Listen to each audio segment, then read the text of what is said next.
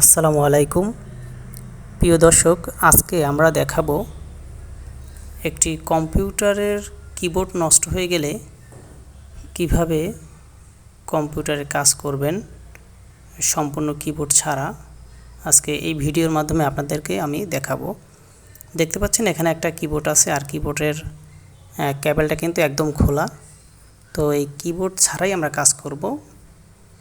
কম্পিউটারটা অন করে আমরা মাউসটা একবার ক্লিক করব, মাউসের বাম সাইডটা একবার ক্লিক করব। ক্লিক করে এরপরে আমরা যা করব, এইখানে দেখেন চারটা অপশন আছে। এই অপশনের এই যে মাঝখানের যে অপশনটা, এই যে মানুষের মতো দেখতে, এই অপশনটা একবার একটা টিপ দিব। দেওয়ার পরে এখানে লেখা আছে on screen keyboard, on screen keyboard. এটা অন করে দেব, জাস্ট শুধুমাত্র একবার অন করে দেব, তাইলে হয়ে যাবে। দেখেন এখানে দেখতে পাচ্ছেন এখানে কিন্তু একটা কিবোর্ড শো করতেছে। তো আমরা যেখানে পাসওয়ার্ড দেব সেখানে একটা ক্লিক করব। ক্লিক করে এরপরে আমরা কিবোর্ড দিয়ে আমাদের পাসওয়ার্ডটা বসিয়ে দেব।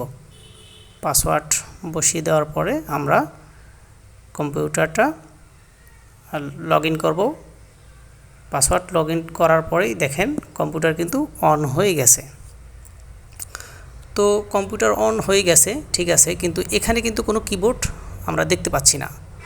তো কিবোর্ড কিভাবে এইখানে আনবেন, কিভাবে একটা কাজ করবেন, টাইপিংয়ের কাজ হোক অথবা যে কোনো কাজ হোক, কিভাবে করবেন সেটা দেখাচ্ছি।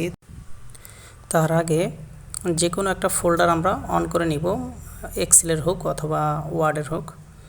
এটা আপনাদের বোঝানোর স্বার্থে আর কি, আপনারা চাইলে এমনিও করতে পারেন। তো স্টার্ট বাটনে আমরা ক্লিক করব।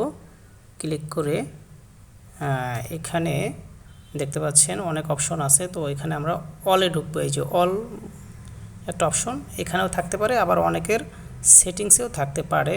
তো এখানে আপনারা একটা অপশন দেখতে পাচ্ছেন, অপশনটা হচ্ছে অ্যাসেসিবিলিটি নামে একটা এই যে অপশন দেখতে পাচ্ছেন, এই অপশনের ভিতর ঢুকবেন।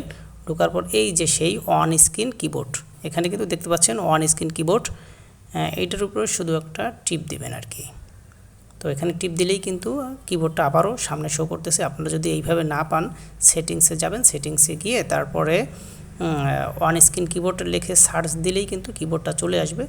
তো দেখেন কিবোর্ডটা আপনার ইচ্ছা মতো ছোটো করতে পারেন, বড় করতে পারেন, আপনার সুবিধা মতো আপনি যেখানে খুশি সেখানে এটা মুভ করতে পারেন। মুভ করে তারপরে কিন্তু কাজ করতে পারেন। এখানে সব রকমের কাজ করতে পারবেন। আবার যদি হয় না, অনেক সময় আমরা সেভ করি কন্ট্রোল-S দিয়ে অথবা প্রিন্ট করি কন্ট্রোল-P দিয়ে। তো সেক্ষেত্রে আপনি শুধুমাত্র কন্ট্রোলের উপরে একবার টিপ দেবেন। কন্ট্রোলের উপরে একবার টিপ দিয়ে আপনি পির উপরে দিলেই প্রিন্ট হবে। কন্ট্রোলের উপরে একবার টিপ দিয়ে S দিলে সেভ হবে। কন্ট্রোলের উপরে একবার টিপ দিয়ে C দিলে কপি হবে। আবার কন্ট্রোল-V দিলে পেস্ট হবে। তো এইভাবেই করে আপনারা আপনাদের কিবোর্ডের কাজ কিন্তু চালিয়ে নিতে পারেন। সবাইকে শুভকামনা। আল্লাহ হাফেজ।